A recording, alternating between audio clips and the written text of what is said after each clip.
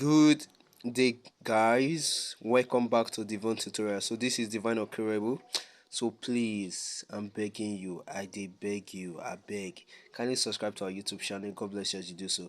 So today we'll be treating JAMB Chemistry chapter 1 completely. I mean from beginning to the end. So stay tuned. It might be very long, but you definitely learn something. So we're going to start. What is matter? I believe everyone watching this video should know, but I just want to refresh your brain because that is the foundation. And the Bible says, if the foundation of a building be destroyed, what can the righteous do? So matter is anything that has mass and occupies space.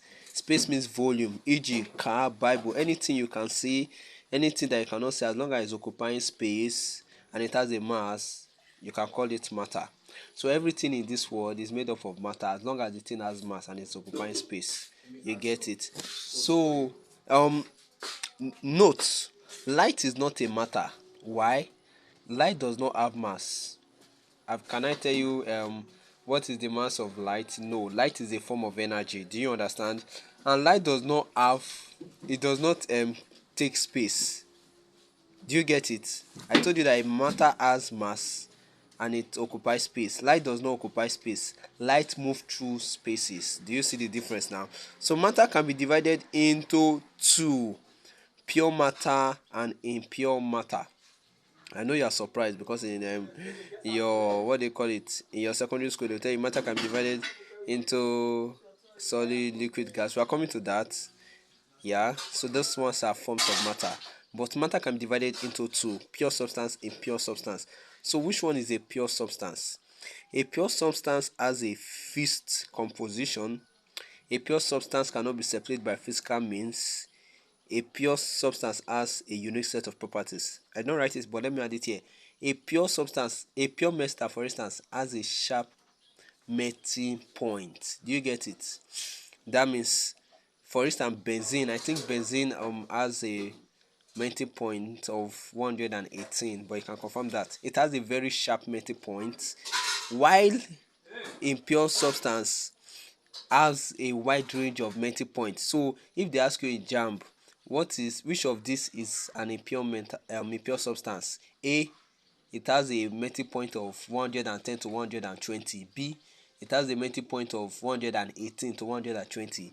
The impure substance is the one with wider difference. Do you get it? Has a wide range of difference. So that is for pure substance. Then let me just say this: impurity reduce the melting point of a pure substance. Then impurity either reduces or increases the boiling point of a pure substance. For instance, a pure water has a boiling point of 100 degree. If you add a soluble substance like salt, the boiling point will be increased. If you add insoluble substance like onions, the boiling point will be reduced. So I'm just giving you added advantage. It's not in the note. So let's go back to our notes. Pure substance are either element or compound. You know what I tell you, matter is divided into pure and impure. So pure substance is divided into element and compound. So what is an element? You people should know this one. So an element is made up of only one type of an atom. An element is a pure substance that cannot be broken down into simpler substance by any chemical means. So you know this one already. Just comment 5 elements, so let me know that I'm sure that you know what an element is. And remember, I said an element is made up of only one type of atom. So what is an atom? So let's go to here. So you see, let me take it again: from matter to pure substance, from pure substance to element. From element is made up of atom. Atom is the smallest particle of an element that can take part in a chemical reaction. Example: hydrogen atom, which is written as H; chlorine atom, which is written as Cl. So atom is made up of 3 subparticles: proton, okay, I want this thing to be sharp. Yes, proton, neutron and electron. So proton is positively charged particle. Proton is found in the nucleus. Proton was discovered by Rutherford in 1919. So they can ask you in JAMB, who discovered proton? Ernest Rutherford during his Godfoil experiment. The neutron has no charge. From neutron, just remember neutral. It is found in the nucleus along with proton. So the nucleus and the neutron and the proton make up the what? Nucleus. Do you get it now? It is discovered by James Chadwick in 1932. Electron. Electron is a negatively charged particle. It moves around the nucleus. It was discovered by J. James Thomson in 1897. So let me give you a quick example. Who discovered the charge of an electron? I know that, but that is in another topic. So let me break it down again. For matter, we have what? Pure or impure matter. From pure matter, we say it can be divided into element or compound. From element, we have atom. From atom, we have atom is made up of proton, neutron, and electron. I hope you're understanding. Then I did a video on the calculation of atoms under isotopy. So check our YouTube channel on isotopy to know on the calculation of atoms. Hope you are enjoying the video. It's still long. So we are now coming back to element. Element can be classified as one, radioactive and non-radioactive element. Radioactive elements undergo a spontaneous decay, while non-radioactive elements do not decay. So I don't need to stress myself here. Radioactivity is a topic on chemistry, so we're going to deal on that later. Then element can also be classified as metals, non-metals, and metalloid. So let's start for metal. Metals are elements that are ionized by what? Electron loss. So what I'm trying to say that metal lose electron to become ion. So what is ion? Ion is the charge of an atom. So okay, let me draw this thing.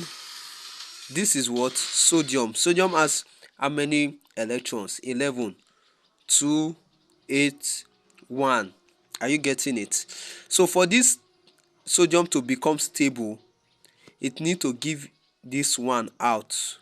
Giving this one out means the sodium is losing one electron. When the sodium loses electron, it will now become what? Octet stable. This have to do with electronic configuration. If you don't understand, just wait for that video. Then the physical properties of metals. One, ductility. Ductility means metal can be drawn into different shapes. That means you can carry a metal and make it into different shape like square, rectangle, and the likes. Then number two, you have malleability, or let's say ductility. For instance, it also means that metal can be drawn into wire. Just get it. Drawn into different shapes is ductility. Malleability means to be hammered into shape. That means you can break a metal into any shape you want. They are good conductors of heat and electricity. They are hard solid with high melting or boiling point, except sodium. Take note, sodium is a soft metal, while mercury is a liquid metal. Do you get it? Take note of that too. Then they are lustrous. Lustrous means if they are shining. You can use it for what? You can use metal for jewelry because of their reflectivity. Then they are sonorous. Sonorous means they make sound. So if you want to drum in your church, you drum on a metal, you be bish bish. But if you can't drum on water, I don't know, you can try that one, sha. So then none of the metal is soluble in ordinary solvent without a chemical change. For instance, if you put iron inside water, it will undergo a chemical change, which is rusting. So let's now go to the chemical properties of metal. What we did before is what? Physical properties of metal.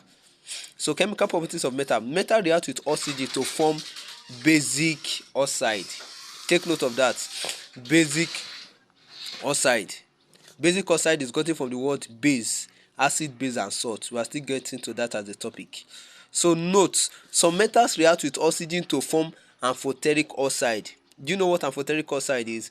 Amphoteric oxide means amphoteric metals are metals that react as both base and acid. So they can react as base, they can react as acid. Example of this metal are what? Aluminium, zinc, tin, lead, and chromium. So this is the formula. This is the formula for this symbol for sin. Tin, but in chemistry representing as SN. Lead is represented as what? Pb. So take note of this. They start this question very well. Amphoteric oxide react as base and they can react as acid. So let's go. Let me also make you explain this amphoteric oxide. If your mommy is from Nigeria and they give birth to you in Ghana, you can act as a Ghanaian or and act as a Nigerian. So amphoteric oxide can act as base, can act as what do you call it now? Can act as acid depending on the reaction. So they will react with both base and acid. They can react with any of the two. Then they are electropositive. Electropositive means they give out, I told you before, I've analyzed that they give out electron. Giving out electron means they are what? Reducing agents. So take note, metals are reducing agents. They combine with chlorine to form what? Electrovalent compound. E.g. your table salt. Your table salt that I used to use and cook at home is what? Sodium chloride. Sodium is a metal. When they react with electrovalent chloride means they have electrovalent bond, and that is another topic. I don't want this video to be too long. So they form metallic hydride that are ionic. Then in acid they replace the hydrogen in an acid if it's more electropositive than hydrogen. So a quick assignment, go and study on the electrolytics reactive series. So there are some metals, most metals are reactive than hydrogen. One hydrogen is reactive than some, like example gold, silver and the likes. So non-metals are metals that are ionized by electrons gain. That means, what is this? This is what? Hydrogen. Hydrogen has only one electron, right? So but for it to become stable it needs 2 years. So these two, when it gain it becomes stable. So non-metals are formed by what? Gaining electron. This gaining electron, they call themselves oxidizing agents. So let me go back to the beginning again. From matter you have what? Pure and impure substance. From pure substance you have elements. From elements now, you tell that elements can be classified into what? Metal, non-metal and metalloid. So we are dealing with non-metals now. So physical properties of what? Non-metals. They are brittle. It means they cannot be drawn into wire. They cannot be broken into shape. Can you break water into shape? No. So let me just give you simple. Non-metals are opposite of metals. Non-conductors of heat and electricity except carbon. Carbon is a good conductor of electricity, and the carbon that is a good conductor of electricity is what? Graphite. Graphite is an allotrope of carbon because it contains fixed mobile electron in its lattice. So they will ask you, why is graphite a good conductor? You can see it in your JAMB. Because it contains fixed mobile electron in its lattice. It is not sonorous. I've said it before. You cannot drum on water, but you can try it and give me your feedback. That's why you're a science student. Then chemical properties of non-metals. They form acidic oxide. Remember I told you metal form basic oxide. So acidic oxide, they are called acid anhydride. Why? Once they dissolve in water they form acid. That is still under acid. Don't let me digress. Note, some metals form neutral oxide. Take note of this. CO2, carbon dioxide, is a what? Is a acidic oxide. While carbon monoxide, CO, is a neutral oxide. Nitrogen 1 oxide, that is N2O, is also a what? Neutral oxide. So they can ask you which of this is a neutral oxide. Carbon monoxide is neutral, while carbon dioxide is acidic. All those little things that mean a lot to JAMB. Non-metals combine with other non-metals to form covalent compound. This has to do with covalent bond. I will explain it in bonding. So allotropy is the existence of an element in more than one form but in the same physical state. So what am I trying to say? If for instance what do I call it now? Carbon has two allotropes, graphite and what? Diamond. Both graphite and diamond, they are solid. That's what we say what? The same physical state, but they are different form. Diamond is the hardest substance known, while graphite is not as strong as diamond. So do you get the explanation of allotropy now? The same physical state but different the same physical state but different forms. So example of allotropy: carbon, I've said it before, graphite and diamond. The allotropes of carbon are graphite and diamond. The allotropes of sulfur is rhombic sulfur and monoclinic sulfur. The allotropes of tin is white tin and red tin.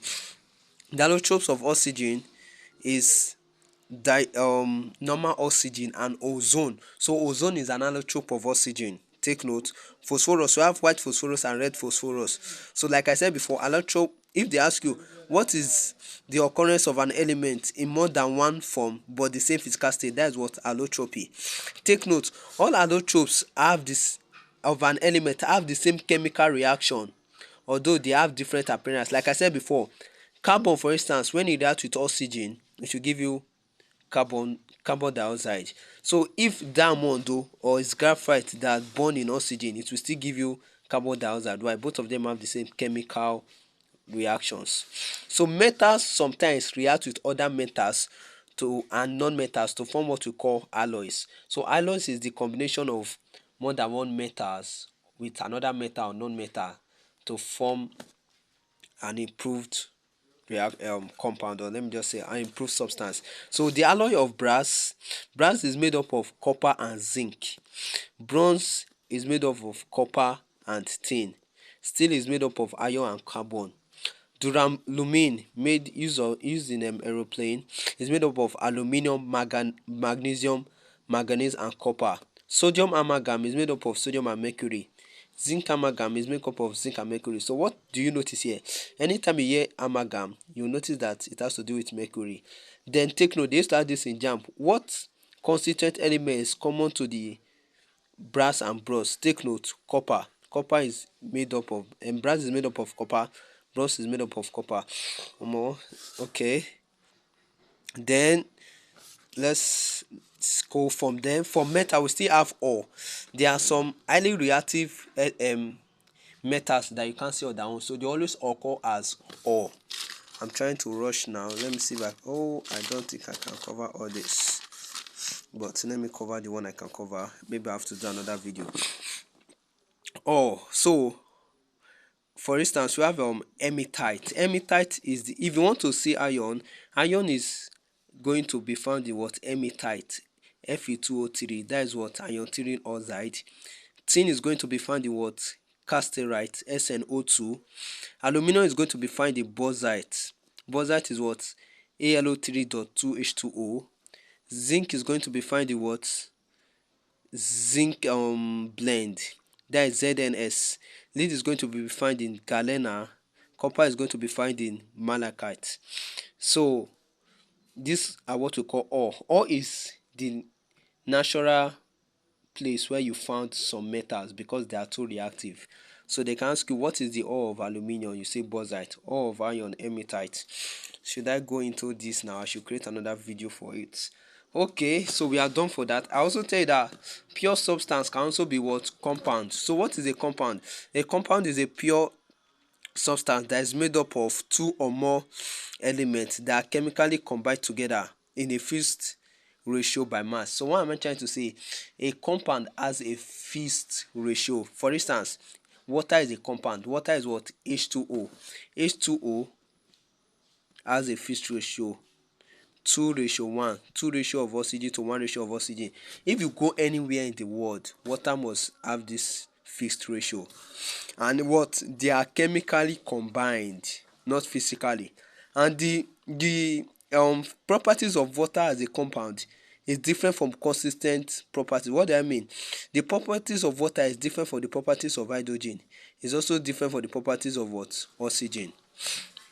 So let me take the properties now. I will stop here and create another video for the remaining parts so that it will not be too long. The element in a compound cannot be separated by physical means. So you cannot separate. You say you want to separate water now, you want to separate hydrogen and oxygen. You cannot separate it physically. If you say, okay, let's take water and separate it by ourselves until you see hydrogen and oxygen, and you say you cannot get hydrogen and oxygen except you separate it what? Chemically. Do you get? They can only be separated by chemical means. I've said it. A compound has a different properties from the constituent. I've explained it here. So example, water is a compound, hydrogen plus oxygen. Carbon dioxide is a compound, carbon plus oxygen, CO2. This is the fixed. A carbon has a what do you call it, has a fixed formula, yes. Maintain, carbon plus hydrogen, CH4. So I'm going to stop here now. I'll create another video, and please, if you want me to upload that video as soon as possible, this is it. We still have a lot to cover. Please kindly subscribe to our YouTube channel. Thank you.